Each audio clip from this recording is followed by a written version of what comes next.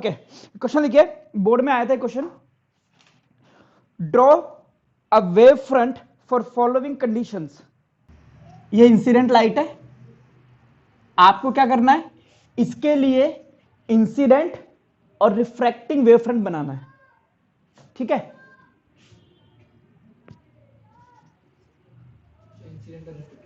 हाँ हाँ दोनों बनाने हैं।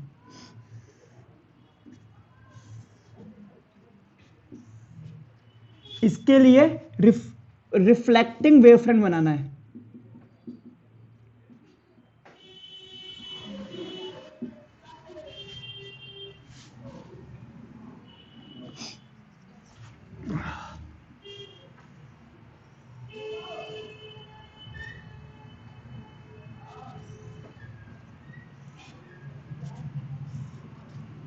इसके लिए भी रिफ्रैक्टिंग यानी कि एमर्जिंग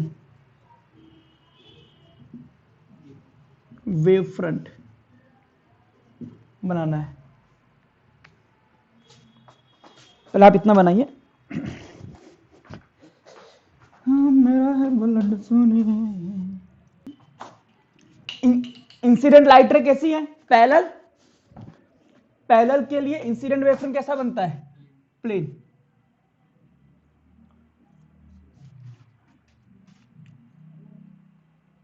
तो ये हो गया आपके लिए इंसिडेंट वेव फ्रंट।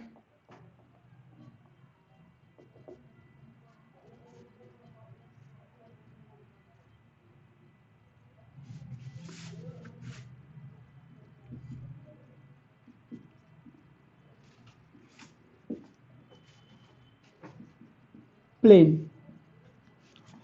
अब ये लाइट कैसी हो जाएंगी, एक पॉइंट पे जाकर के मिल जाएंगी, मिलेंगी फोकस पे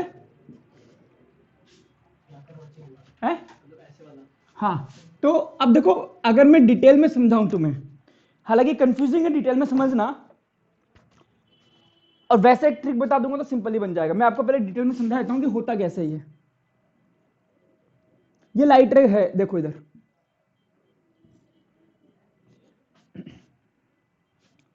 मैं यहां से बात करता हूं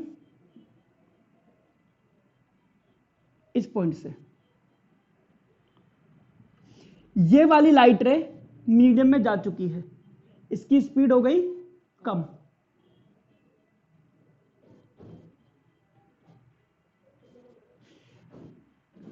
जब ये पॉइंट यहां के सेकेंडरी वेवलेट्स निकाल रहे होंगे, ये एयर में निकाल रहे होंगे, इसकी स्पीड होगी ज्यादा, ये चलेगा स्लो।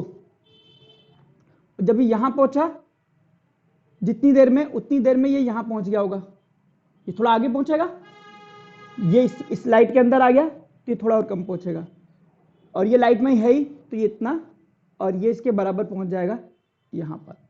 अब इसको इतनी सी डिस्टेंस कवर करनी है, इसको उससे ज्यादा कवर करनी है, इसको बहुत ज्यादा कवर करनी है, और इसको इतनी सी। तो अब ये तीनों की स्पीड क्या है, सेम आ गई। अब तीनों अपने अपने पास में, एक यहां पर है, एक यहां पर है, एक यहां पर है, एक यहां पर है, एक यहां पर है। जब ये यहां पे पहुंचेगा तो ये वाला थोड़ा इधर आ जाएगा पीछे, क्योंकि इसकी स्पीड तो उतनी है जितनी 2 मीटर, अगर 2 सेंटीमीटर ये गया है तो 2 ही सेंटीमीटर जाएगा, ये भी 2 सेंटीमीटर जाएगा, ये भी 2 सेंटीमीटर जाएगा। और जैसे ये यहां से निकलेगा तो इसकी स्पीड बढ़ जाएगी, और ये अभी यहीं पर है, ये अभी यहीं पर है, ये अभी यहां पर है। अब निकलते वक्त देखिए वेव फ्रंट यहां पर है, अब इसकी स्पीड बढ़ गई, ये आगे निकल गया, ये अभी दोनों अंदर ही है बेचारे।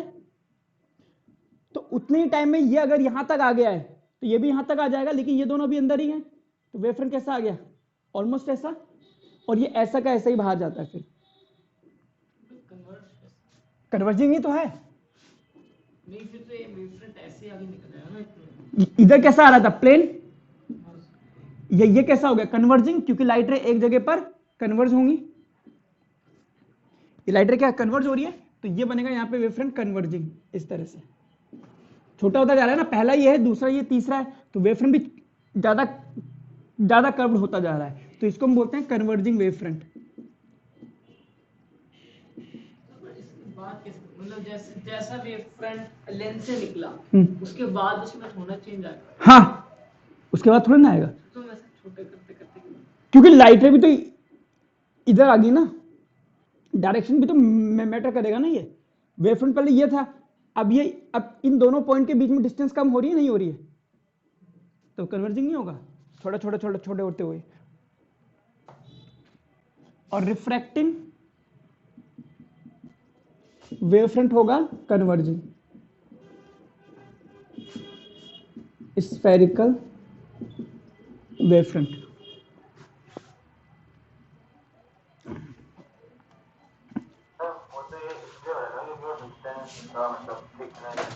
हाँ हाँ हाँ, तो वो तो इसी की वजह से हो रहा है, इसके शेप और साइज की वजह से ये कन्वर्जिंग है। अब जैसे यहां देखो, ये यहां पर है तो इसका भाई यहां पे होगा, ये यहां पर होगा, टकरा रहा होगा। अब ये टकरा के वापस आ चुका है, ये भी टकराने जाएगा, तो अगर ये वापस आया है, ये वापस आकर के यहां पे आ चुका है, तो ये भी तो साला टकरा ही रहा होगा और ये भी वापस आ गया होगा। अब मैं इनको मिला दूं तो वो वेव फ्रंट ऐसा ही तो बनेगा फिर ये, तो इसमें वेव फ्रंट ऐसा जाएगा, इंसिडेंट तो प्लेन ही जाएगा। तो रिफ्लेक्टिंग वेव फ्रंट आपका बनेगा इस तरह, मतलब वेव फ्रंट बना करके बताना था, तो आप इस पर वेव फ्रंट ऐसा बना सकते हो। लाइट रे किसी ऑब्जेक्ट से आ रही है तो उस पे मतलब अगर इरेगुलर शेप है उसकी, क्या है, इरेगुलर शेप है, हाँ, तो उस पे जो लाइट रे पट के वापस आ रही है वो सारी एक टाइम पे नहीं आएगी, एक टाइम पे आएगी। जबकि वेव फ्रंट क्या होता है, उन पार्टिकल का प्लेन जो सेम फेज में हो। तो जब आप इनको बना रहे हो कि भाई ये वाले सेम फेज में है, तो आप प्लेन भी इन्हीं का बनाओगे। ऐसा थोड़ा ना है कि ये वाला पार्टिकल इसका ले लिया, इसमें इसके आगे वाला ले लिया, तो जबकि ये वाला इसके फेज में था ना, सेम फेज में, जब वहां से चला है तो वही सेम फेज में रहेगा।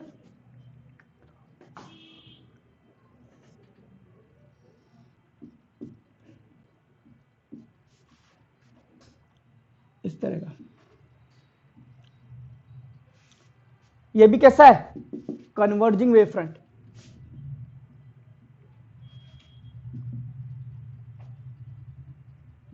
स्फेरिकल। अब देखो यहां पे, ये पार्टिकल जितने टाइम में यहां पे पहुंच जाएगा, अब अगर मैं यहां से बात करूं, ये सेम फेज के पार्टिकल है, इसीलिए इंसिडेंट वेव फ्रंट आपका प्लेन जाएगा। अब ये गया, इसके बाद में यहां पर पहुंच गया, ये पहुंच गया, इसने डिस्टेंस बराबर मान लो, तो ये आ गया आपके पास यहां पे, मान लीजिए इस पॉइंट की बात मान लीजिए, यहां पर है, ये वाला यहां पर, इनमें कोई दिक्कत नहीं है। लेकिन ये वाला इसके अंदर आ गया तो इसकी स्पीड होगी कम, तो ये थोड़ा सा पीछे हो जाएगा, ये आ जाएगा यहां पर।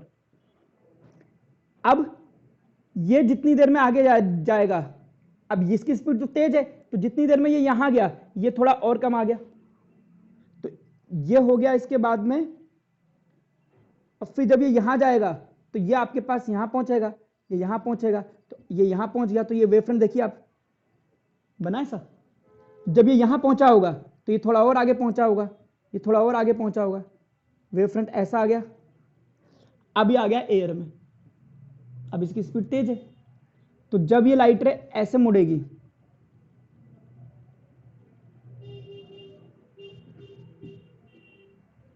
इस तरह से, तो ये वाला तो यहां पहुंच गया होगा, जबकि ये वाला भी ससुर अंदर ही है, ये वाला और पीछे है क्योंकि इसको ज्यादा डिस्टेंस कवर करनी पड़ रही है।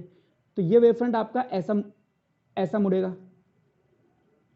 फिर ये जब ये यहां पहुंचा होगा, उस तब जाकर के ये निकलेगा यहां से, तब भी ये यहीं पर है, तो समझ आए। तो ये वेव फ्रंट थोड़ा सा इधर की तरफ ऐसा आता जाता है।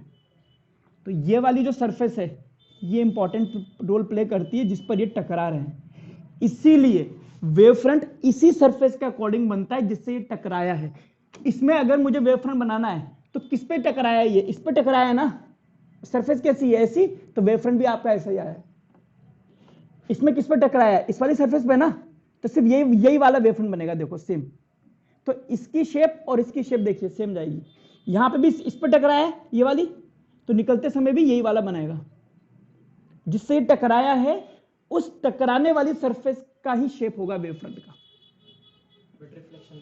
है सब में, ये रिफ्रैक्शन है, ये रिफ्लेक्शन है। मतलब जैसे इसमें इंसिडेंट में प्लेन है ना, हाँ नहीं, निकलने के बाद, हाँ मैंने रिफ्रैक्शन या रिफ्लेक्शन के बाद में। तो ये रहा इसका wave front, plane wave front होगा। तो ट्रिक इसमें छोटी सी बात लिख सकते हैं कि जिस सरफेस से वेव फ्रंट टकराया है उसका शेप बनाना पड़ता है।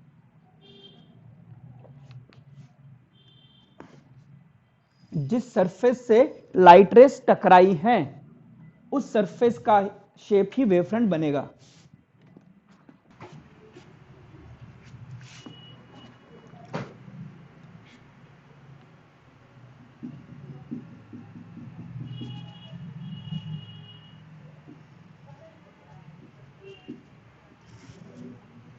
इसके लिए रिफ्लेक्टिंग वेव फ्रंट बनाइए, जैसे इसकी शेप है, बस जाने वाली लाइट रे ऐसे चली जाएगी, तो ये वाला वेव फ्रंट बना दो आप इस तरह से, स्फेरिकल डाइवर्जिंग वेव फ्रंट।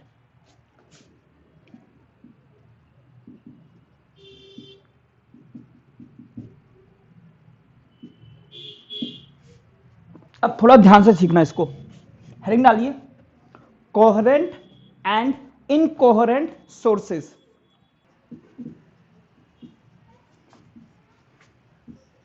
चलिए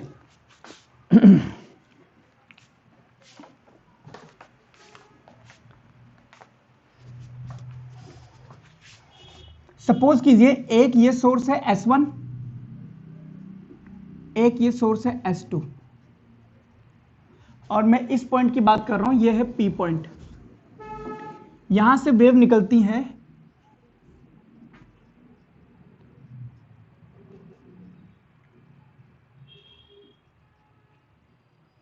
आप ध्यान से देखिए, अगर इसकी वेवलेंथ λ1 है तो यहां से यहां की डिस्टेंस क्या होगी? है? अगर ये जो सोर्स लाइट निकाल रहा है उसकी वेवलेंथ λ1 है तो S1 से P की डिस्टेंस कितनी है बताइए जरा। 6λ1। एग्जैक्टली।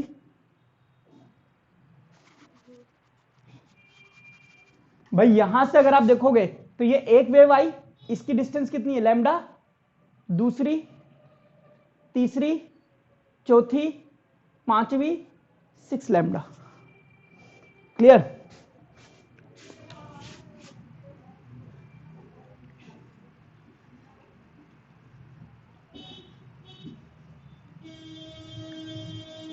और ये हो गई 7 लैम्डा, ये डिस्टेंस है 6 लैम्डा 1 और ये है 7 लैम्डा 1। जस्ट ऐसे मैंने बताया। अगर यहां से जो लाइट रे जा रही है y1 है और y2 है, y1 की इक्वेशन है a1 sign omega T, positive x axis में जा रही है तो माइनस के x1 कर दिया मैंने माना ये पॉइंट x1 डिस्टेंस पर है और यहां से कितने डिस्टेंस पर है x2। क्लियर?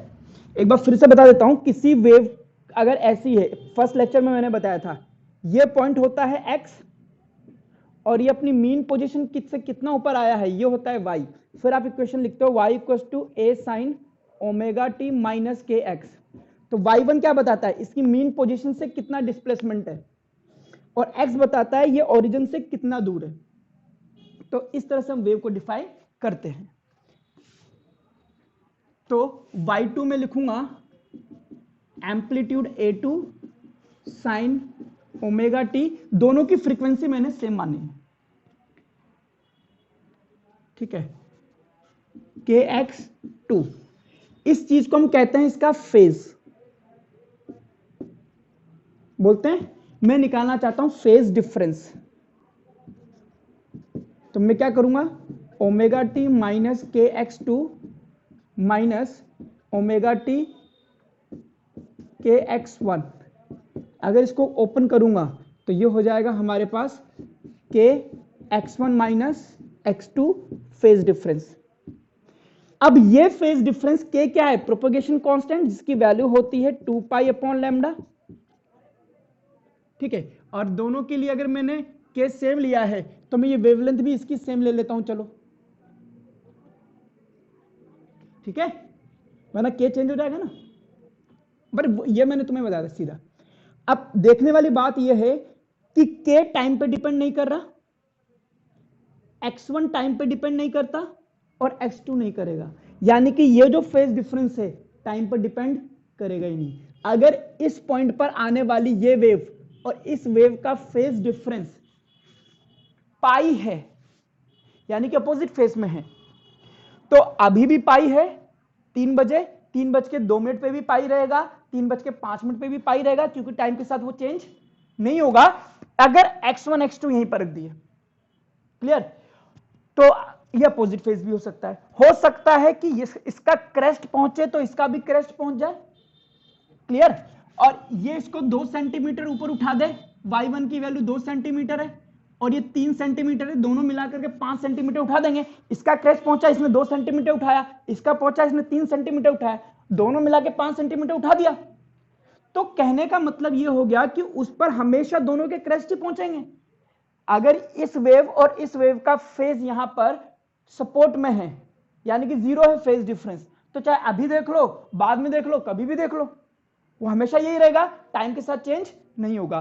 तो जब भी दो वेव्स का फेज डिफरेंस टाइम पे डिपेंड नहीं करता,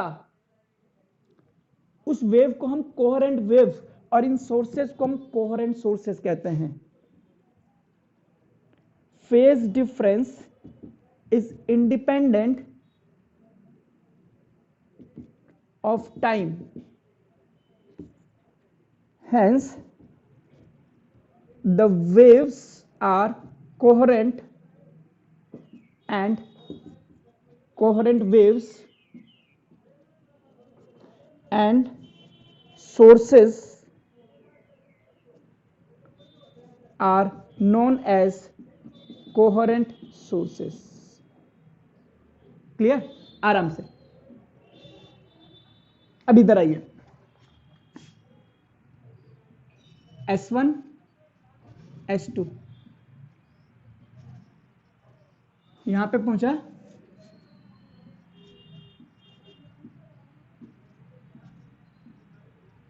P पॉइंट,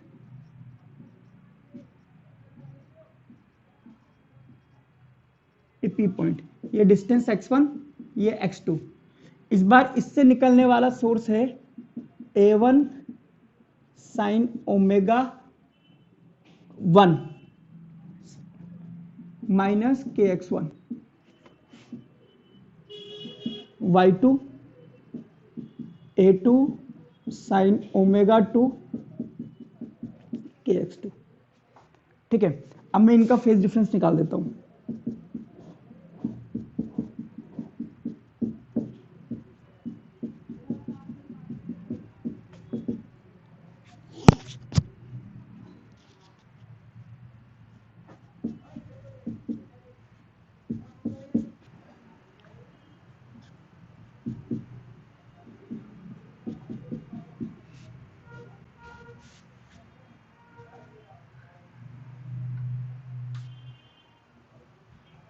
ठीक है, या फिर यहां माइनस ले लूं और इसको x2 माइनस x1 कर दूं। अब ये फेज डिफरेंस बताइए, टाइम पे डिपेंड कर रहा है नहीं कर रहा है? एक टाइम पर अलग, एक टाइम पे अलग। इसका मतलब अगर आपने 3 बजे देखा है, ये दोनों वेव एक दूसरे को सपोर्ट कर रही हैं, तो 3:01 पे सपोर्ट नहीं कर रही। हो सकता है उनके बीच का फेज डिफरेंस 60 डिग्री हो, थोड़ी देर बाद देखोगे हो सकता है 60 डिग्री, फिर और देखोगे तो 20, फिर हो सकता है अपोजिट फेज में आ जाए, तो ये टाइम के साथ में चेंज करेगा। तो फेज डिफरेंस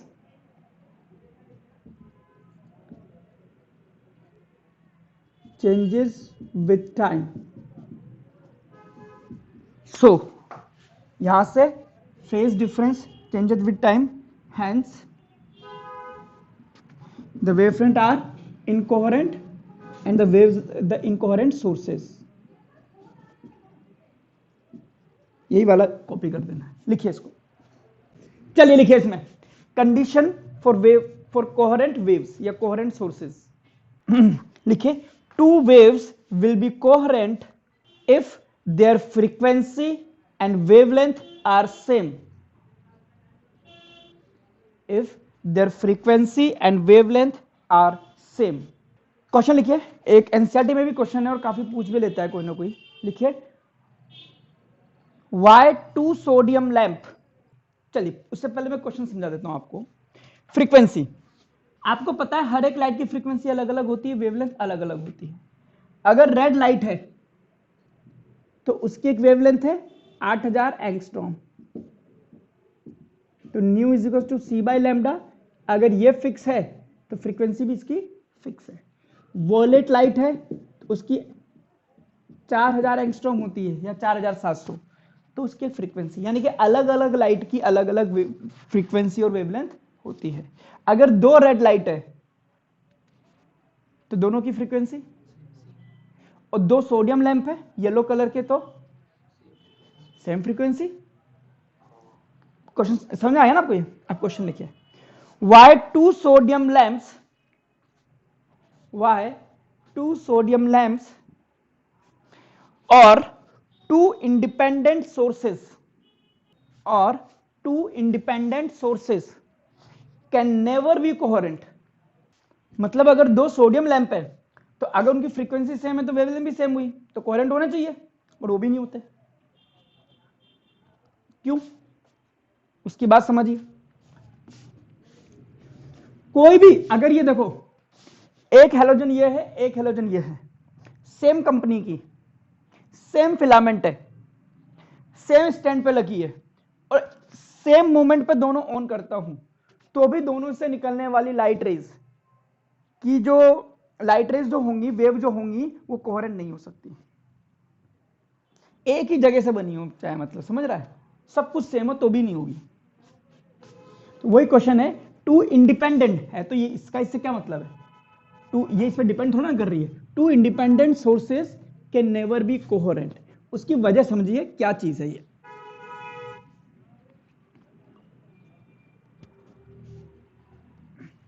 अब होता क्या है कि अब इसके पीछे में जाना पड़ेगा कि लाइट है तो लाइट बनती कैसे। अगर सोडियम लैंप है वो लाइट प्रोड्यूस कर रहा है तो कैसे लाइट प्रोड्यूस कर रहा होगा, वो देखने वाली बात। सोडियम का लैंप है तो अंदर एटम होंगे। लाइट कैसे बनती है? लाइट ऐसे बनती है कि कोई भी न्यूक्लियस के चारों ओर शेल्स होते हैं, और करंट से ये इलेक्ट्रॉन एनर्जी लेते हैं और ये अपर पे पहुंच जाते हैं। जब ये नीचे आएंगे तो यही वाली एनर्जी लाइट की फोटोन की फॉर्म में निकाल देंगे। ये होगी एच न्यू, जो इसके डिफरेंस पे डिपेंड करता है। एच न्यू 1 हो गया। हो सकता है कोई दूसरा इलेक्ट्रॉन यहां तक पहुंचा, वो यहां से कूदेगा तो क्या बनेगा, एच न्यू 2। हो सकता है, अब सोडियम का एक ही एटम थोड़े ना है, और भी एटम होंगे, तो उसमें से भी निकल रहा होगा H new 3, H new 1, H new 2, H new 4, ऐसे अलग अलग लाइटें निकलेंगी। तो वो सारे एटम मिलेंगे, ये एटम मिल गया, ये सबसे लाइटें निकल रही हैं, सबसे लाइटें निकल रही हैं भाई साहब, ये देखो। अब इन सब का अगर मैं एक एवरेज ले लूं तो ये निकलता है एच न्यू, और ये आपको दिख रहा है येलो कलर का, क्लियर। एक दूसरा जो सोडियम लैंप होगा उसमें भी निकल रहा होगा। जब उसने एच न्यू 1 निकाला, हो सकता है इसने एच न्यू 2 निकाल दिया हो, तीसरे वाले ने एच न्यू 3 निकाला हो, इसने एच न्यू 1 निकाला हो, ऐसे करके निकला हो। क्या यह संभव है कि जो जिस कॉम्बिनेशन का यूज आपने यहां करा है, क्या वही कॉम्बिनेशन यहां पर प्रोड्यूस हो जाए? ये कोई जरूरी नहीं है। हो सकता है कि ये आपके पास एच न्यू डैश है। भाई येलो कलर की भी जो वेवलेंथ है वो एक फिक्स थोड़े ना है कि इतनी है, कुछ तो रेंज होती होगी। तो सेम कॉम्बिनेशन दो इंडिपेंडेंट सोर्सेस से मिलना पॉसिबल ही नहीं है। हो सकता है किसी वक्त ये इलेक्ट्रॉन ऊपर जा रहा हो, उस मोमेंट पर इस पर लाइट जो गिरी है वो इसमें से लाइट निकल रही हो, ये एब्जॉर्ब भी कर रहा हो, तो इसके पास वाला कॉम्बिनेशन ही नहीं आया और इसकी वेवलेंथ अलग हो गई इससे। समझ रहे हो? तो ये होता है बेसिकली कि बहुत सारे एटम्स किसी एक सोर्स के अंदर होंगे, वो जिस कॉम्बिनेशन की लाइट बनाएंगे उसी कॉम्बिनेशन को सेकंड वाले पे मिलना नामुमकिन है। इसीलिए कभी भी ये जो आपके पास दो इंडिपेंडेंट सोर्सेस होते हैं, ये कभी भी कोहेरेंट हो ही नहीं सकते। लिखिए इस बात को। तो फिर मॉलिक्यूलर लेवल पे पॉसिबल है ना? हाँ वही तो बात है ना कि भाई एक एटम है, एक एटम है, वहां एक एक एटम को तो फिर भी कर दोगे आप, बाकी तो पॉसिबल ही नहीं है। एक एटम से लाइट। हाँ वही तो बात है। लिखिए इसमें,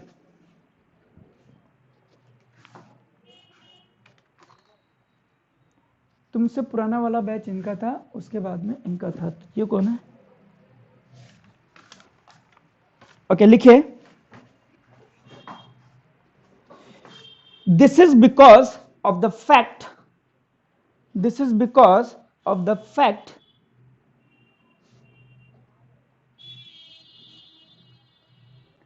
that the light waves emitted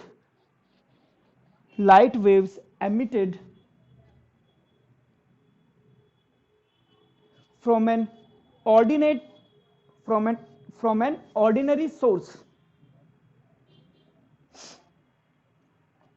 undergoes abrupt or random phase changes in time of the order of 10 raised to the power minus 10 second. अब आपको याद होगा, एक इलेक्ट्रॉन जब ऊपर जाता है तो 10 की पावर माइनस 8 से 10 की पावर माइनस 10 सेकंड तक ही टिकता है, उसके बाद नीचे आता है। तो हो सकता है जिस मोमेंट पर इसने एच न्यू वन निकाला हो, उसके बाद ही एच न्यू वन निकाले ही ना, उसके बाद में लाइट ये जो इलेक्ट्रॉन है वो यहीं तक कूद के रह जाए, तो हो सकता है एच न्यू टू निकाल दे। तो लाइट की फ्रीक्वेंसी बार बार इसमें भी, एक एटम में जरूरी थोड़ा कि एक ही तरह का इलेक्ट्रॉन हो, वो एक ही जगह जाकर के एक ही मोमेंट पे एक ही जगह कूदे, हो सकता है कहीं और कूद जाए, हो सकता है अगली बार ये यहाँ पे पहुंचा, उसके बाद ये यहाँ पे कूद गया, अगली बार ये यहाँ पे पहुंचा, हो सकता है यहाँ कूद गया, फिर यहाँ पहुंचा, हो सकता है यहाँ कूद गया। तो ये जो आपके पास फेज है वो टाइम के साथ में चेंज होता रहता है 10 की पावर माइनस 10 सेकंड के अंदर अंदर। चलिए इक्वल एनर्जी देंगे तो हम ये तो करा सकते हैं भाई, तो कहाँ जाएगा? हाँ कहाँ जाएगा वो, वहां से आएगा कहाँ पे कूदेगा फिर? और ये भी कोई जरूरी नहीं है कि भाई साहब ये यहीं जाए, इलेक्ट्रॉन को एनर्जी इसके पास वाले से भी मिल सकती है। इलेक्ट्रॉन है बहुत छोटा पार्टिकल, उसको कहीं से भी एनर्जी मिल जाएगी, थोड़ी सी एनर्जी में निकल लेगा वो, ठीक है। वाइब्रेशनल एनर्जी, बहुत सारी बातें हैं। लिखिए, hence the same combination of light waves, hence the same combination of light waves cannot be produced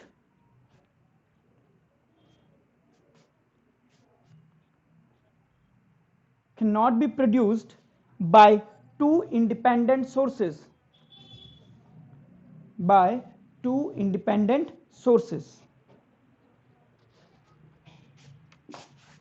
ठीक है, ये आंसर हो गया इसका। बट पैराग्राफ चेंज कीजिए और लिखिए एक्सप्लेनेशन, अगर बड़े में आ जाए 3 नंबर 4 नंबर में तो लिखिए, two independent sources can never be coherent because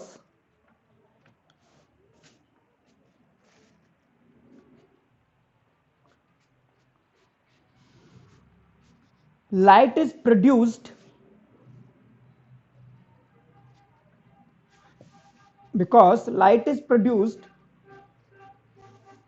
due to transfer of electrons between energy levels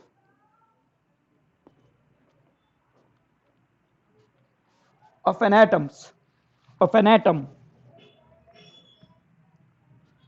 and this transfer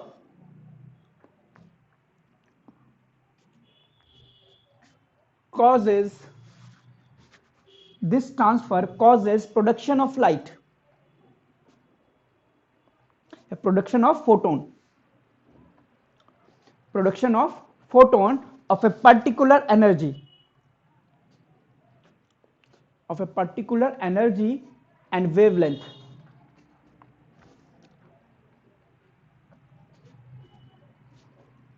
Change the paragraph. In a source there are millions of electrons. In a source there are millions of electrons which produce light of different wavelength and frequency.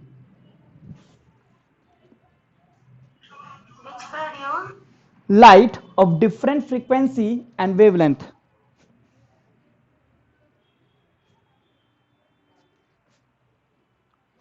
combination of these light waves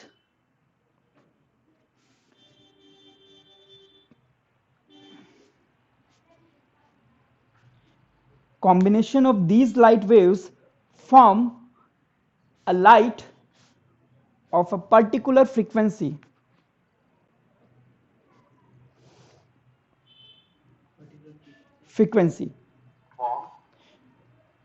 Form a light of particular frequency. The same combination of light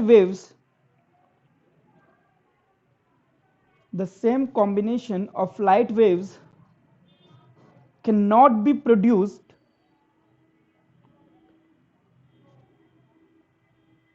by the other light sources.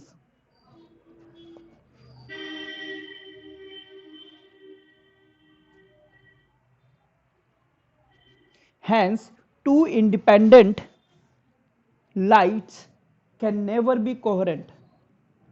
चलिए, अब ये problem भी अच्छी है कि अब आपको पढ़ने हैं दो कोहेरेंट वेव्स, स्टडी वही करते हो आप, क्योंकि इनकोहेरेंट है तो उसका टाइम के साथ में बार बार चेंज होता रहेगा, आप उसका कोई रिजल्ट नहीं निकाल पाओगे।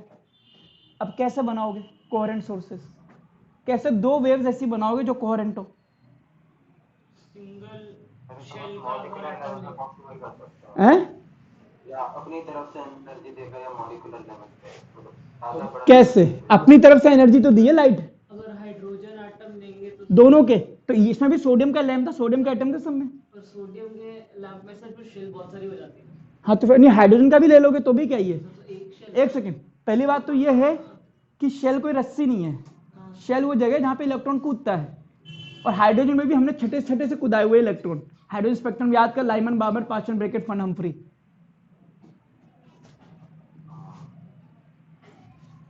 तो अगर उसमें एनर्जी कांस्टेंट कर दी, कैसे करोगे? सर जितने वो में एनर्जी दे रहे हैं वो कांस्टेंट कर दी, तो वो पर्टिकुलर उस पे कूदेगा।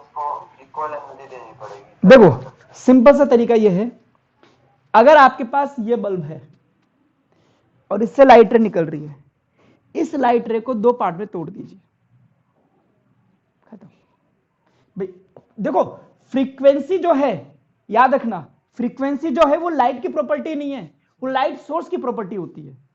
सोर्स जिस हिसाब से वाइब्रेशन सेट करता है, निकलने वाली लाइट के वाइब्रेशन वही रहते हैं, और वो कभी चेंज नहीं होते, चाहे आप रिफ्लेक्शन में चले जाओ चाहे वो रिफ्रैक्शन में चले जाओ, तो फ्रीक्वेंसी कभी भी चेंज नहीं होती है, पहली बात है। तो इसका जो तरीका है, लिखिए इसमें हेडिंग डालिए, methods of producing coherent wave. Number 1, by splitting the light source, by splitting the light source, bracket में लिखना by splitting the wave front।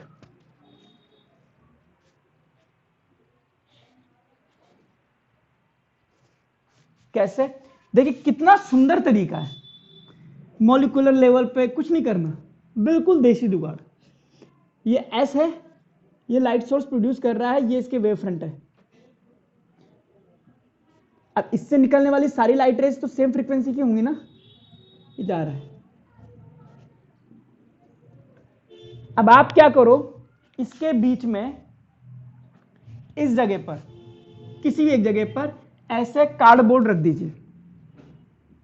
अब जैसे आपने कार्डबोर्ड रखा,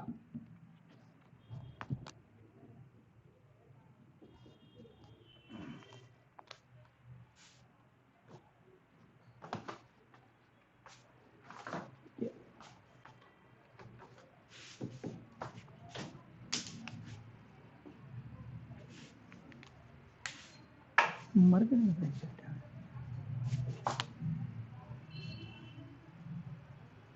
ये आपने कार्डबोर्ड रखा और यहां पे कर दीजिए एक छोटा सा छेद, और यहां कर दीजिए एक छोटा सा छेद। तो यहां का जो पार्टिकल है और यहां का जो पार्टिकल है वो अपनी वेवलेट बना रहा होगा, तो इसकी एक वेवलेट्स आपको ऐसे मिलेंगी और इसकी वेवलेट्स आपको ऐसे मिलेंगी। तो इसकी एक वेव मिल गई और इसकी एक रे मिल गई, और ये दोनों रे कैसी हो गई, कोहेरेंट। एक ही सोर्स से आ रही है ना, तो एक ही फ्रीक्वेंसी है, ठीक है। तो ये होगी कोहेरेंट सोर्स। और आपने क्या करा, एक वेव फ्रंट पे दो सोर्सेज बना दिए, तो इसको बोलते हैं वेव फ्रंट या सोर्स को स्प्लिट करके बनाना। तो ये दोनों कैसी कहलाएंगे, कोहेरेंट। लिख लीजिए, बना लीजिए। सपोज कीजिए ये कोई सोर्स है, इससे लाइटें चारों तरफ निकलेंगी, और यहां लगा दीजिए एक ओपेक मीडियम, ताकि लाइटर यहां आ ही नहीं पाए। फिर जो लाइटर ऐसे जाए तो यहां पे एक लगा दो मिरर, जो लाइट ऐसे जाए यहां लगा दो एक मिरर। तो जो लाइटर ऐसे जाएगी वो ऐसे आएगी, और जो यहां जाएगी वो ऐसे आएगी। तो ये हो गया एक सोर्स S1, ये हो गया एक सोर्स S2। मिल गई आपके पास कोहेरेंट वेव्स। आपने एक ही सोर्स को बांटा है, ये आपका S है, ये मेन सोर्स है, ये डाइवर्जिंग वेव फ्रंट एक जैसा सोर्स लेना है।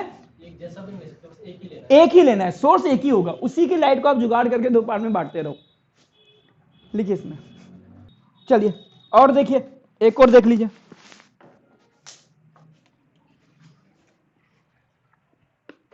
ऐसा एक क्वेश्चन भी एक्चुअली SLOड़ा में, इसलिए मैं ये मतलब ऐसा नहीं, ऐसे सोर्स का एक क्वेश्चन है, फिर उसको आगे यूज कर रखा है।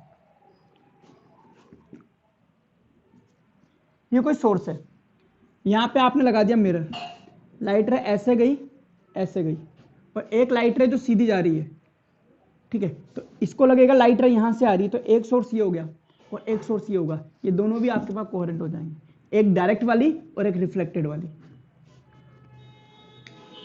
तो ये दोनों भी कैसी हैं, कोहेरेंट वेव्स हैं। मोटर चला दे भाई।